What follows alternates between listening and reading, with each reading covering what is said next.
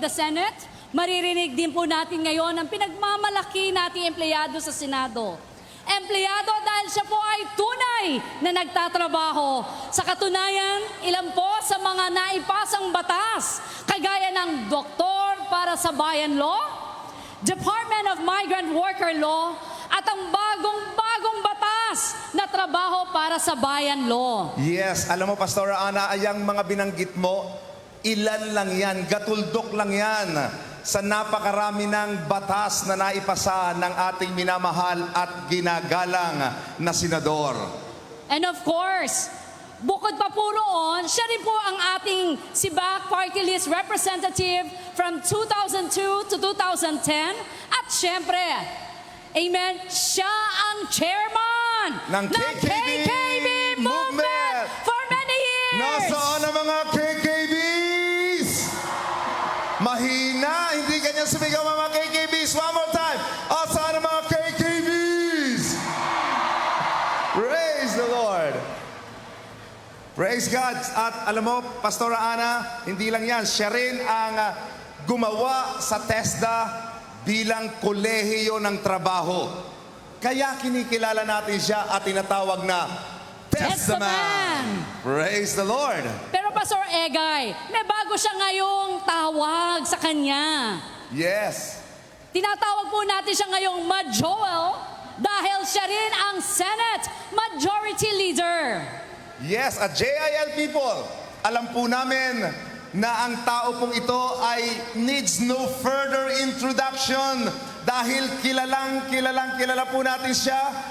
Siya po ay sariling atin. Kaya JIL people around the world, let us all welcome our Senate Majority Leader, Senator Joel Villanueva. Salamat po. Thank you. God is good. Parang hindi yata mabuti ang Diyos. God is good. And all the time. Palakpakan nga po natin ang buhay at makapangyarihang Diyos. Hallelujah! Sabi po ng Psalms 127 verse 1, unless the Lord builds the house, the laborers build in vain. Kaya po ngayong araw na ito, alam natin kung sino ang dahilan kung bakit nagkaroon ng Jesus is Lord Church worldwide. At dahil siya ang nagtatag na ito, wala pong makakagiba, walang gawa ng kaaway ang magtatagumpay because Jesus is Lord. Amen po ba? Palakpakan po natin ang Panginoon. Happy victorious anniversary sa inyo pong lahat. Kagalakan po natin na i-acknowledge ang ating mga guests na kasama po natin. Unahin ko po ang ating Chief Justice Esmundo ay narito po. Maraming salamat. Palakpakan po natin siya. Ang isa sa aking pinakamatalik na kaibigan sa Senado, ang Deputy Majority Leader ng Senado, Senator J.V. Ejercito. Babanggitin ko rin po yung aming Senate President Mig Subiri. Pumunta na ho. May official trip po kami doon sa Europa. Kami po ni Senator JB na iwan, bantay bahay muna pero susunod po kami. Kaya salamat sa mga kasamahan natin sa Senado, si Senator Sani Angara, siya po yung principal author ng ating resolusyon, sila Senator Cayetano, Senator Marcos, Senator Tolentino, Senator Bato de la Rosa, Senator Lito Lapid, Senator Francis Tolentino, Senator Bongo, Senator Bong Revilla, at marami pa hong iba. Binanggit ko lang po yung ilan sa lahat ng mga senador na nag-sponsor at nagbigay pugay at kinilala ang kontribusyon ng JIL Church. Palakpakan po natin sila. Tanong ko po, bakit po kayo naririto? JIL people from Luzon, Visayas, Mindanao, worldwide, bakit po kayo naririto? Bakit po? Are you here because you have a grateful and thankful heart for JIL ministry? Can you say amen? Mahina po yata. Kaya ba kayo naririto? Gusto nyong magpasalamat sa Diyos? Mas malakas yung narinig kong mga bishops and pastors from the entire body of Christ. Hindi ko na po sila iisa-isahin. Ang lakas ho ng sigaw nila, amen. At full support sila sa gawain ng Diyos. Uulitin ko, JIL people, are you here because you are grateful to God? Napakasarap magpuri at magpasalamat sa Diyos. Lahat po tayo may testimonya. May kanya-kanya tayong testimony kung papaanong binago ng Diyos ang ating buhay. Kung papaano tayo tinawag at pinili ng Diyos sa kanyang ministeryo. Dito po sa entabladong ito, taon-taon nagte-testify ako. Natandaan ko noon, halos 8 taon hindi ako magkaanak. Ngayon kasama ko si Jayden at si Gwen. Meron na po akong 2 anak. Kahit nasabi ng siyensya, hindi daw ako magkakaanak. Marami tayong tinetestify. Ako ho'y lumaki, literally, sa JIL Church. Literally, ako po ay pinakain ng ministeryong ito. Pinalaki, pinag-aral, inaruga. Bilang isang pastor's kid, nakita ko po kung papaano lumago ang simbahan at iglesia ng Diyos. At dumating din po sa aking buhay na nangarap po ako, balang araw, gusto ko ring maglingkod sa Diyos. Gusto kong maglingkod sa bayan at sa ating Panginoong Diyos. Hindi po tumagal ang panahon. Ako ho ay naging pinakabatang miyembro ng Kamara de Representantes through SIBAC Party List. Pagkatapos po, nilagay po tayo ng Diyos bilang miyembro ng gabinete ni Pangulong Noynoy Aquino. At pagkatapos, the rest is history. Tumakbo po tayo bilang senador at tayo din po ay nanalo for the glory of God. Pinagmamalaki din po natin yung ating kontribusyon bilang Kristiyano dito po sa institusyon ng Senado. Hindi lang po yung mga moral issues, yung pinakikialaman natin, yung ayaw natin na same-sex marriage, yung ayaw natin na diborsyo, kasi ang gusto natin, yung annulment dapat, yung mahihirap may access sa annulment, hindi lang pang mayaman. Pero yung paghiwalayin mo, yung mag-asawa, gumawa ka ng drive-thru dito sa Pilipinas at sabihin mo, ayoko lang yung bangs ng asawa ko, maghihiwalay na kami. Ayaw natin yun. Pero hindi lang po yun ang ating tinindigan. Ang anti-porno, ang anti-sugal, ang pogo na wala na at tayo'y nakikipaglaban pa rin tanggalin ang pogo sa Pilipinas. Hindi lang po yun.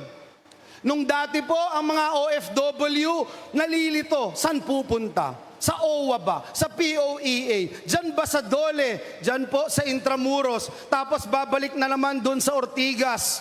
Hindi alam saan pupunta. Ang daming bahay, ang daming bubong. Nung tayo po ay tinawag ng Diyos sa Senado, inisponsoran natin at inotor. Ang ngayon ay Department of Migrant Workers for the glory of God. Amen? Binabanggit po natin ito sapagkat ito po yung DNA ng bawat JIL people. Tayo po ay parte ng nation building. Alam natin yung kakulangan ng trabaho, ipinasa din po natin yung Tulong Trabaho Act. Nang sa ganoon, may libreng training, libreng scholarship program na kung saan magkakatrabaho agad ang ating mga kababayan. Noong pong nakaraang eleksyon, ang hirap po Kasi kami ni Senator JB, independent. Wala kaming ulo. Wala kaming presidente. Wala kaming stage na pupuntahan araw-araw para mangampanya. Higit sa lahat, ang pinakamasakit po sa akin, tatakbo na ako bilang senador, wala na ang nanay ko, wala na ang kapatid ko na best friend ko, si Johnny. Wala na si Sister Dory at si Johnny. Ang hirap po. Pero kahit po ganoon, hindi tayo iniwan, hindi po tayo pinabayaan ng Diyos. Romans chapter 8 verse 31, if God is with us, no one, no circumstances here on earth can be against us. Amen? Come on, you can do better than that. Hallelujah! Sa bawat JIL people, lahat tayo nakakaranas ng trials. Lahat tayo nakakaranas ng iba't ibang klaseng problema sa buhay. Nung tinanggap natin si Kristo Jesus bilang Panginoon at sariling tagapagligtas, hindi ibig sabihin, hindi na tayo mamumroblema. Amen po ba? Ang problema, problema pa rin. Ang bundok ng problema, bundok pa rin.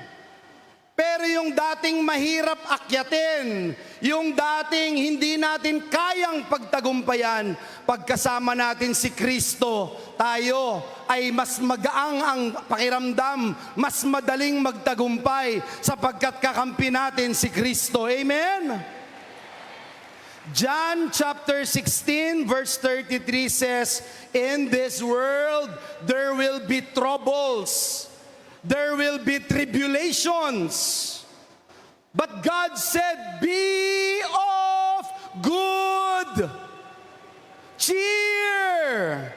Be of good cheer. Why? Because God said, I have overcome this world. Can we give the Lord the best clap offering of praise?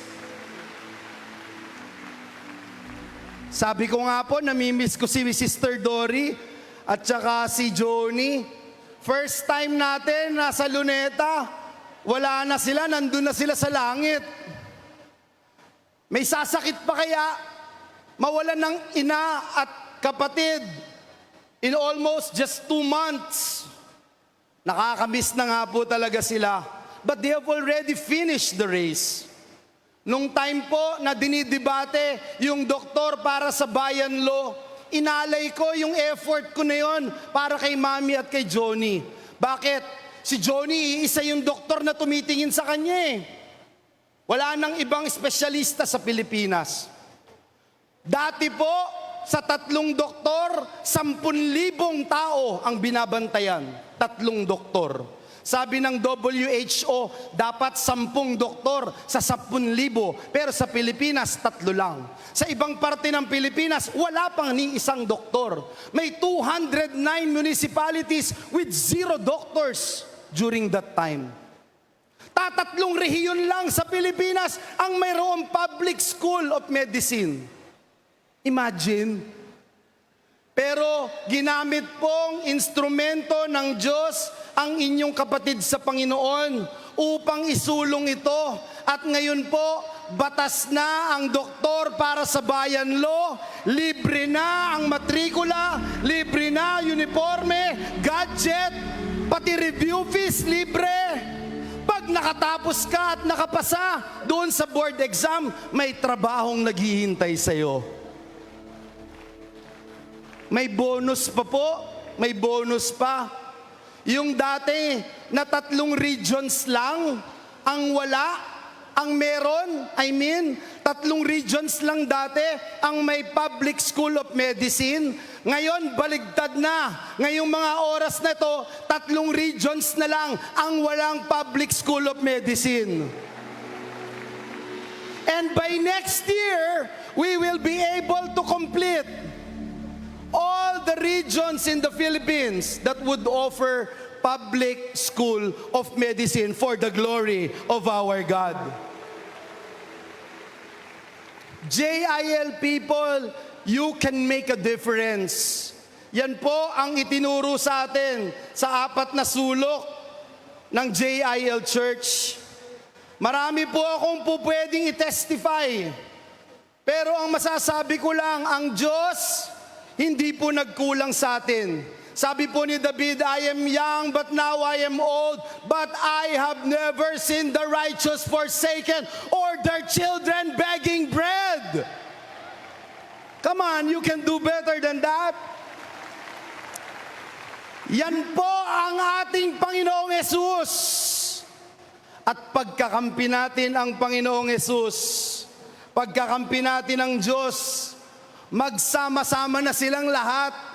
Magbanggaan man ang mga planeta sa Milky Way Galaxy, tatayo tayo sa matibay na bato, sapagkat ang Panginoong Diyos, hindi tayo iiwan, hindi tayo pababayaan. Amen?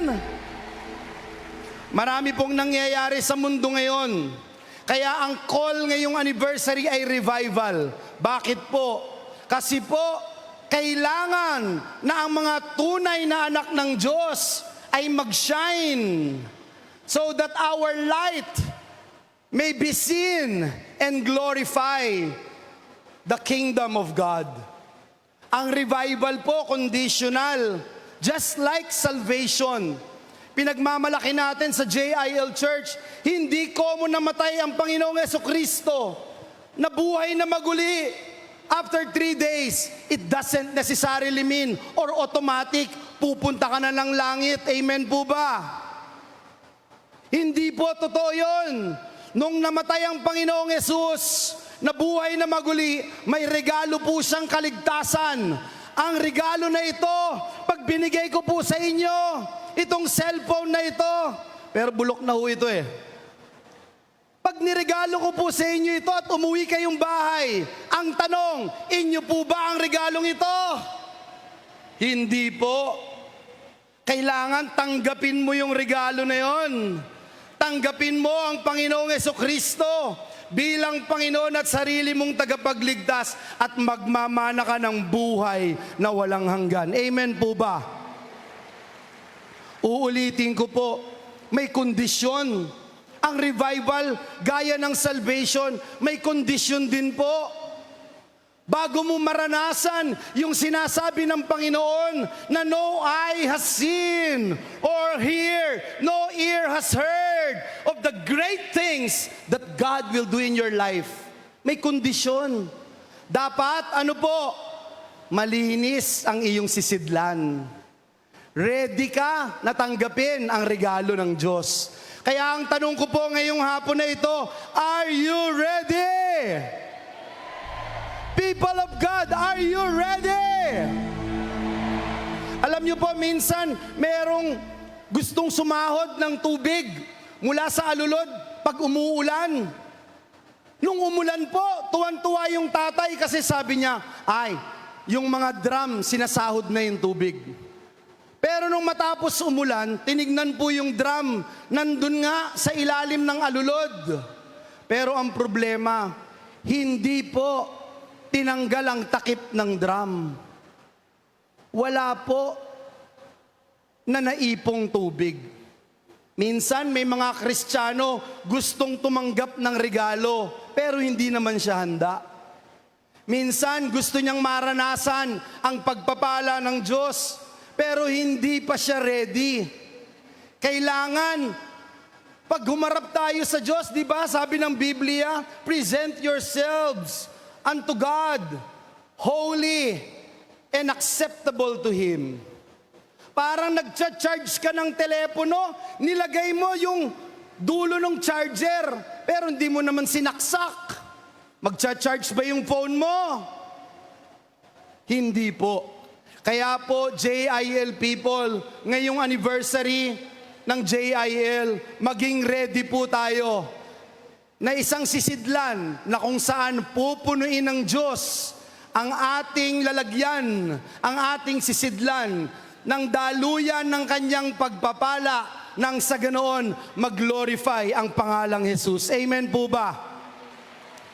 Ang last verse po na isi-share ko, Daniel 11:32 letter B. Those who know their God shall be strong and carry out great exploits. Amen po ba? those who know their God. Kailangan kilala natin ang Diyos. Kayo po dyan sa grassland, kilala niyo po ba ang inyong Diyos? Kayo po na nandito sa harapan, kilala niyo po ba ang inyong Diyos? Kayo po na nasa grandstand, kilala niyo po ba ang inyong Diyos? Sabi ng Panginoon sa mga nakakakilala sa Kanya, ang sabi po niya, those who know their God shall be strong, magiging malakas, and carry out hindi lang basta exploits, kundi great and mighty exploits. Palakpakan po natin ang Panginoon. Magwawakas po ako sa isang kwento. Meron pong isang bata sa isang baryo, pinanganak bulag. Meron po siyang kapitbahay, nag-aaral maging doktor. Nung nakatapos po, yung kapitbahay niya ay doktor.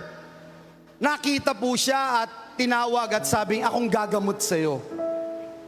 So ilang buwan ini-examine yung bata, ilang buwan ini-examine.